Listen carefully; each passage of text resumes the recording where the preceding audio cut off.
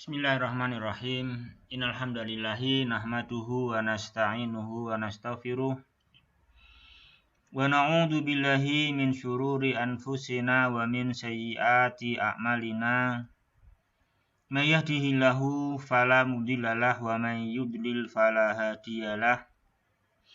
Wa asyhadu an la ilaha illallah wahdahu la syarikalah wa asyhadu anna Muhammadan abduhu wa rasuluh. Sallallahu alaihi wa ala alihi wa ashabihi wa man tabi'ahum bi ihsanin ila yaumidini wa sallama taslima. Amma ba'du fa ikhwati fillah yang berbahagia rahimani wa rahimakumullah, melanjutkan pertemuan kita di kesempatan yang baik hari ini ikhwah di dalam pelajaran ilmu dakwah dengan kitab Ushul Manhajis Salafi fi Da'wati Ilallah. Kita masih membahas materi dakwah, melanjutkan pembahasan yang kedua tentang pentingnya dakwah ini, dakwah yang hak, yaitu ad-da'wah ila sunnah wa tahdhiru minal bid'ah, ya. Tentang pentingnya hal ini, ikhwati fillah, bahwa kita semua sebagaimana wajib berpegang teguh dengan sunnah dan harus meninggalkan bid'ah, maka wajib untuk mendakwahkan sunnah dan wajib mengingatkan dari bid'ah. Pada pertemuan yang lalu tentang pentingnya perkara ini kita telah bahas di sini, ikhwah rahimani wa rahimakumullah, tiga dalil yang beliau sebutkan dari Al-Qur'an. Yang pertama dari surah Al-Ahzab, ya, 21, firman-Nya Allah, laqad kana lakum fi rasulillahi uswatun hasanah liman kana yarjullaha wal yaumal akhir wa dzakarallaha katsira.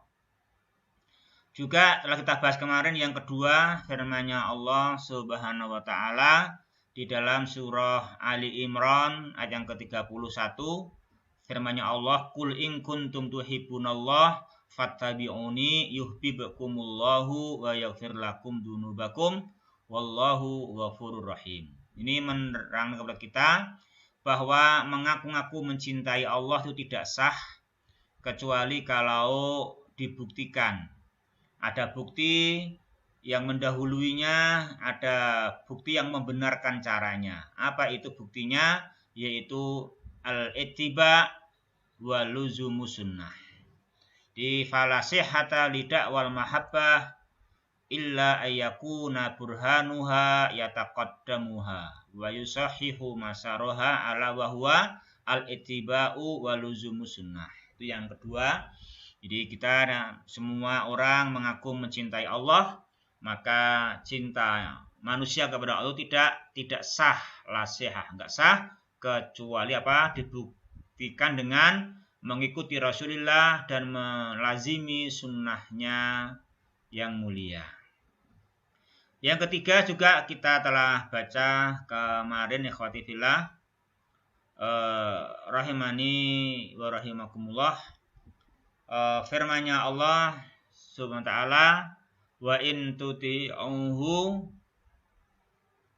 tuti'uhu tahtadu, ya, surah An-Nur 54 yang menerangkan bahwasanya orang itu dinamakan mendapatkan hidayah, dan semua mencari hidayah itu tergantung dengan mengikuti Rasulullah, tergantung mentaati Rasulullah Muhammad sallallahu alaihi wasallam. Bila menyelisihinya maka dinamakan ghawayah, kesesatan, ya. Itu dalil-dalil dari Al-Qur'an, beliau nukilkan 3. Demikian juga kita lanjutkan dalil dari sunnah. Dari hadis juga beliau penulis menyebutkan di sini 3 juga. Yang pertama dalam Sahih Muslim, alhamdulillah telah kita baca pada pertemuan yang lalu, yaitu sabdanya Rasulullah Muhammad sallallahu alaihi wasallam, amma ba'du fa inna khairal hadisi kitabullah wa khairal huda huda Muhammad wa syarrul umuri muhdatsatuha wa kullu muhdatsatin wa kullu bid'atin dhalalah. Ya. Lalu yang kedua, yang ketiga hadisnya kita baca jamaah ikhwati fillah. Di sini saya bawakan sekalian terjemahannya ya. Yang kedua yaitu sabdanya Rasulullah Muhammad sallallahu alaihi wasallam di dalam Sunan Abi Dawud ya, dan juga Sunan At-Tirmidzi. Di sana Rasulullah memberikan wasiat, usikum bitaqwallahi wasam'i wa ta'ah wa in abdan habasyian wa in kana abdan habasyian fa innahu may ya'ish minkum fasayara ikhtilafan katsira fa alaikum bisunnati wa sunnatil khulafa'i al-mahdiyyina ar-rasyidin tamassaku biha wa abdu 'alaiha bin nawajidi wa iyyakum wa muhdatsatil umur fa inna kulla muhdatsatin bid'atun wa kulla bid'atin dolalatun.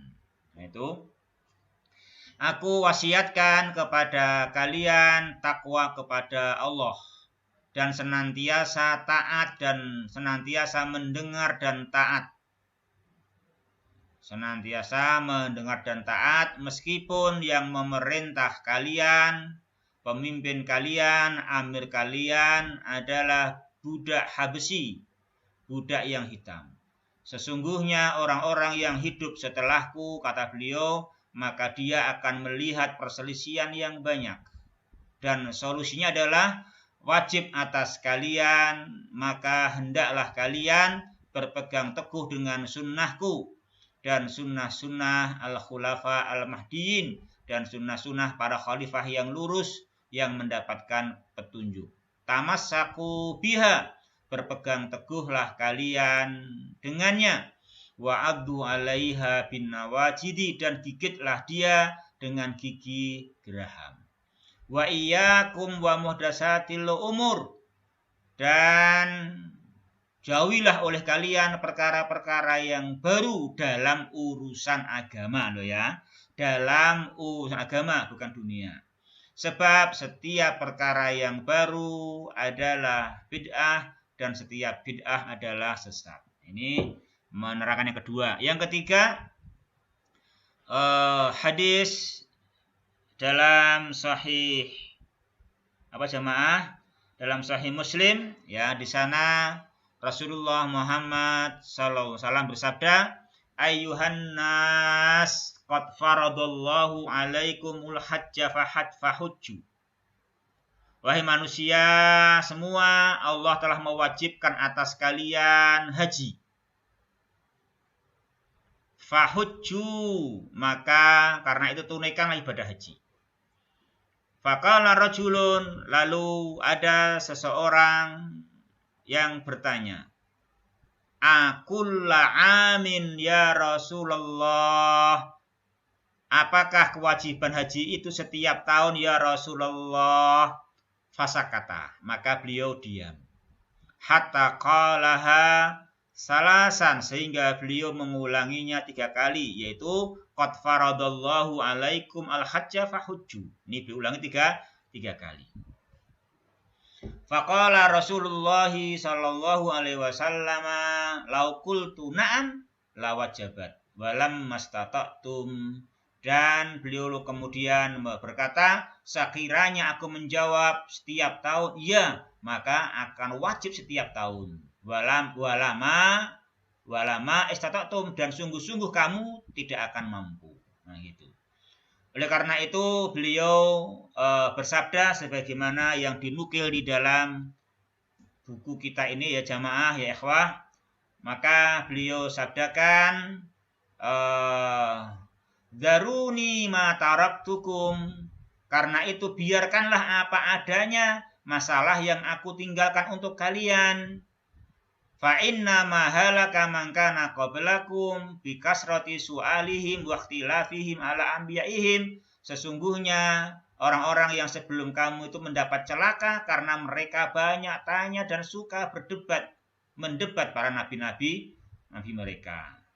Faida amartukum bisyai'in fa'tum minhu mastata'tum. Karena itu bila aku perintahkan mengerjakan sesuatu, laksanakanlah sebisa-bisanya.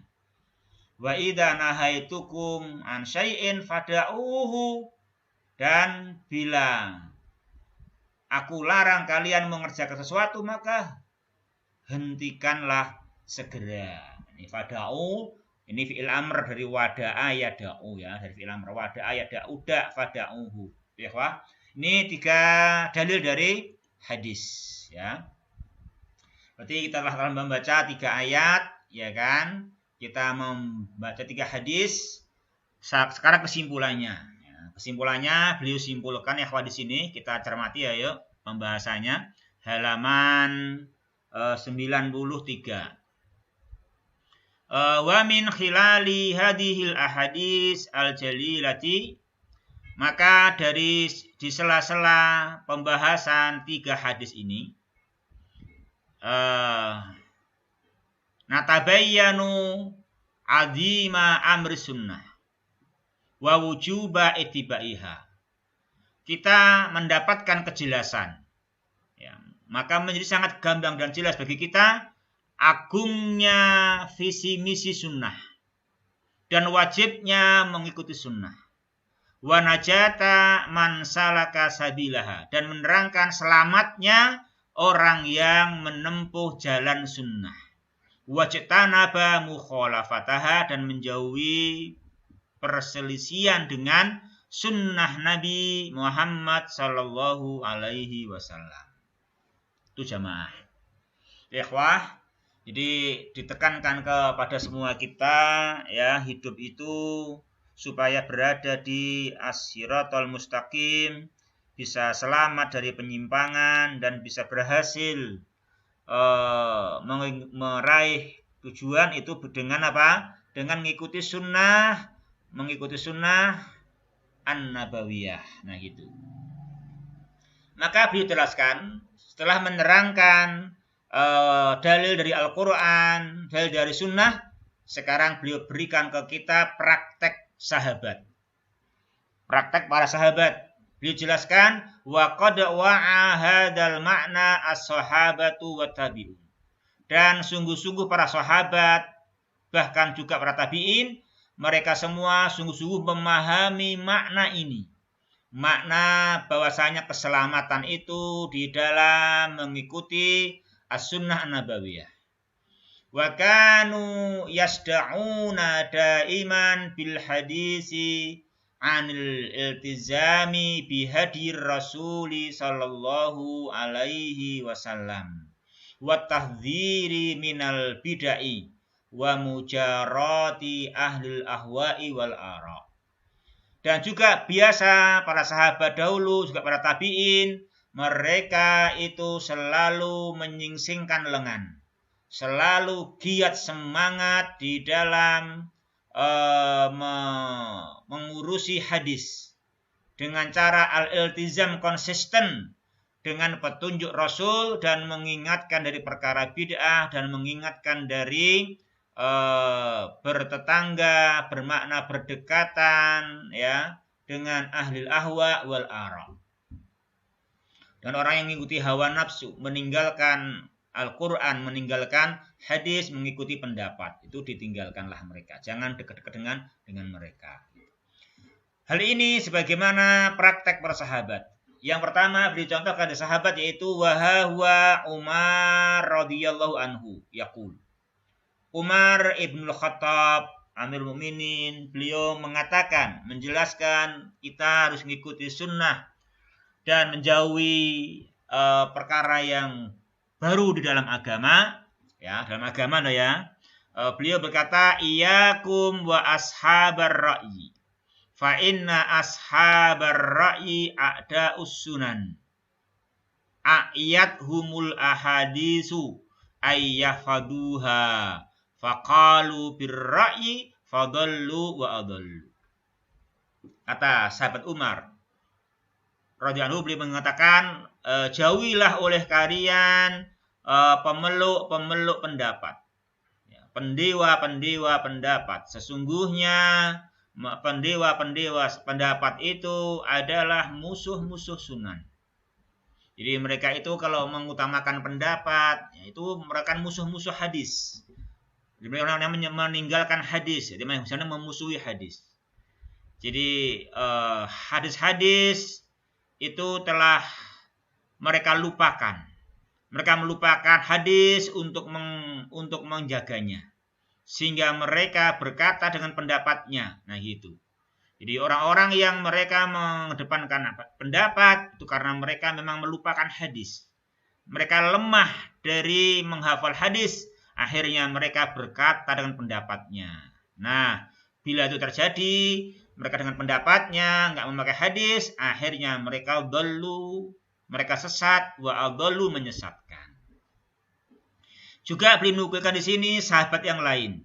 Wa yaqulu sahabiyyu al-jalilu Ibnu Mas'udin radhiyallahu an. Berkata sahabat yang mulia Abdullah bin Mas'ud radhiyallahu anhu berkata, "Ittabi'u, ikutilah."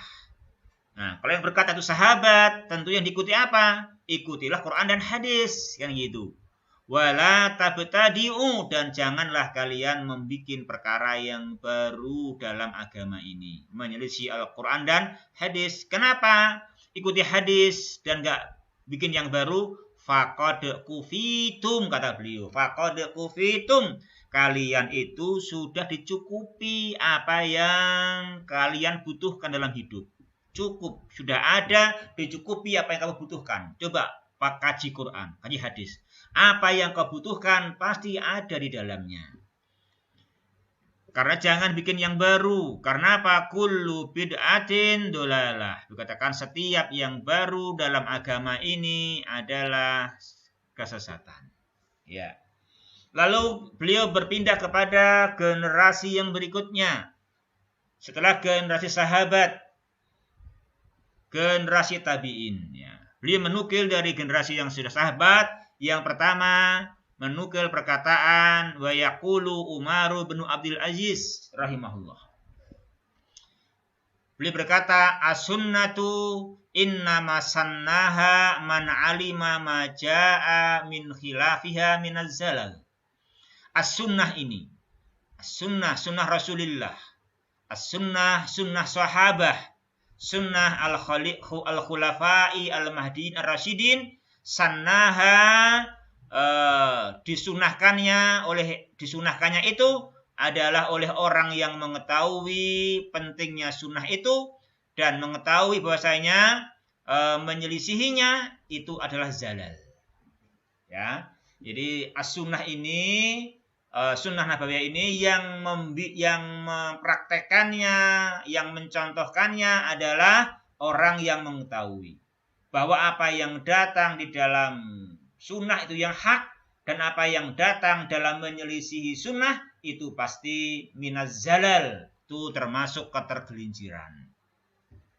Jadi mereka sendiri, para sahabat dahulu, karena ini kata yang tabi'in, balahum, para sahabat dahulu, kanu alal munazaati wal jadali aqdaru minkum.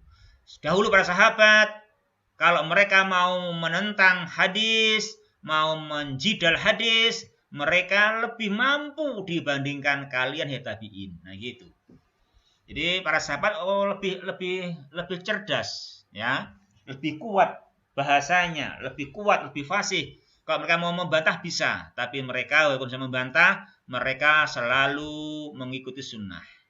Jadi pesannya, sahabat-sahabat ittabi'u wala tabtadi'u. Ikhwati fillah yang berbahagia, rahimani wa rahimakumullah. Demikian juga generasi berikutnya.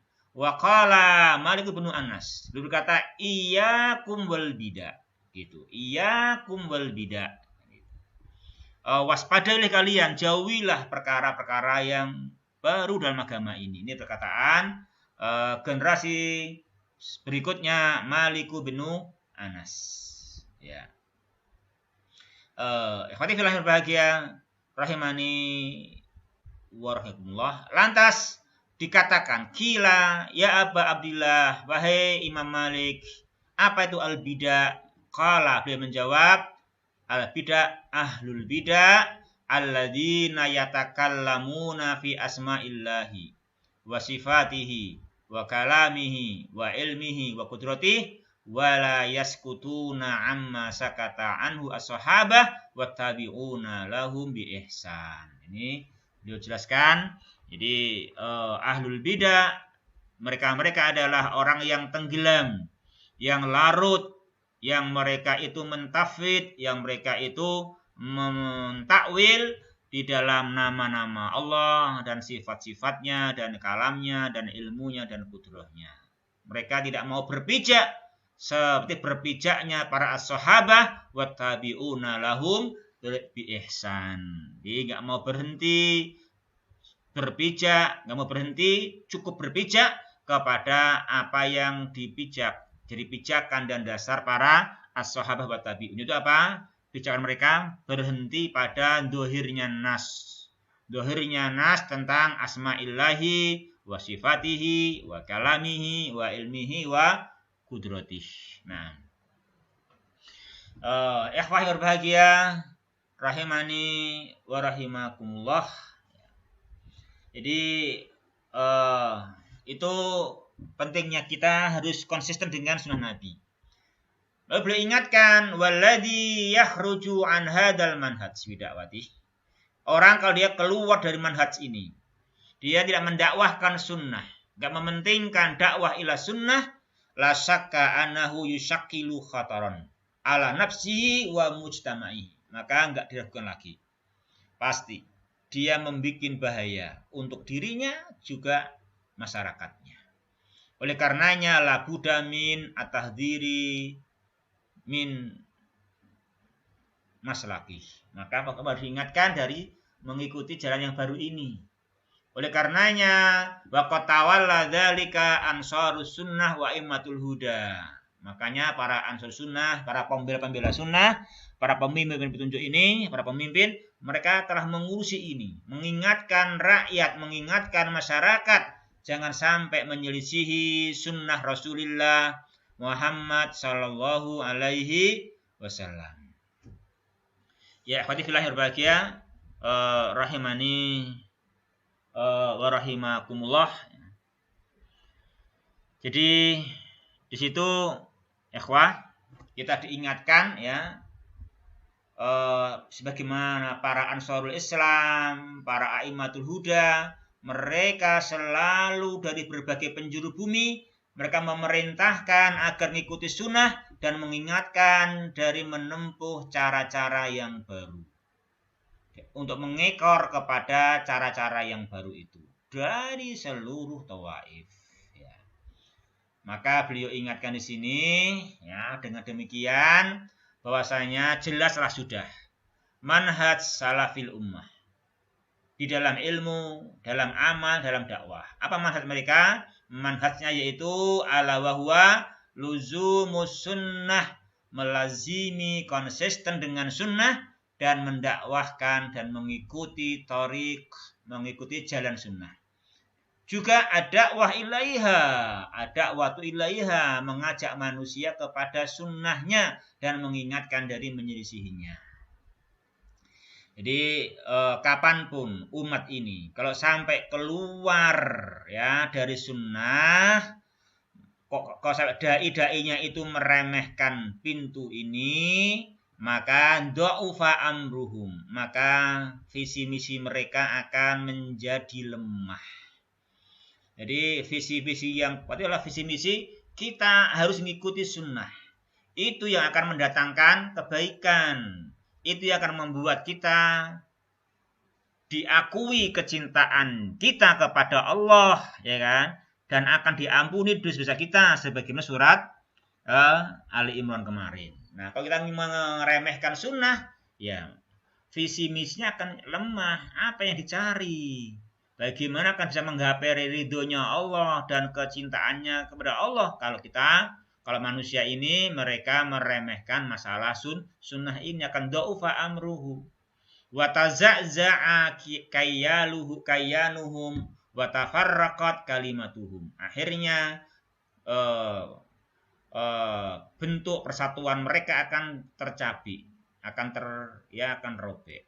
Kalimatnya pun, kata persatuan, bersatu di atas sunnah itu juga akan berpecah akhirnya. Dia akan pecah karena ya bagaimana kalau meninggalkan sunnah akan di mana bersatu? Padahal sunnah itu sebagaimana yang diingatkan di pembukaan kemarin, sunnah itulah merupakan pokok persatuan, ya kan? Sunnah itulah pokok persatuan, kan gitu. Jadi sunnah ini merupakan asasil wahdah, asasil iktisam, ya kan? Sababil ulfah wal wi'am. Nah, gitu. Nah, maka bila sampai meremehkan sunnah, ya toh, akhirnya apa jamaah? Ya, tafarraqat kalimatuhum. Nah, gitu. Ikhwati fillah yang berbahagia, rahimani wa rahimakumullah. Oleh karenanya di sini kita diingatkan ya, supaya serius ya mengkaji sunnah ini dan juga serius semangat ya konsisten mendakwahkannya. Itu kita yakini itu yang akan menyelamatkan kita. Itu sungguh dengannya kita akan selamat, akan dicintai oleh Allah dan akan diampuni oleh Allah Subhanahu wa taala. Demikian yang kita bahas ya. Lalu soal pekan depan kita lanjutkan pembahasan yang berikutnya insyaallahu subhanahu wa ta'ala. Ya. Subhanakallahumma rabbana bihamdika asyhadu alla ilaha illa anta astaghfiruka wa atubu ilaik. Wassalamualaikum warahmatullahi wabarakatuh.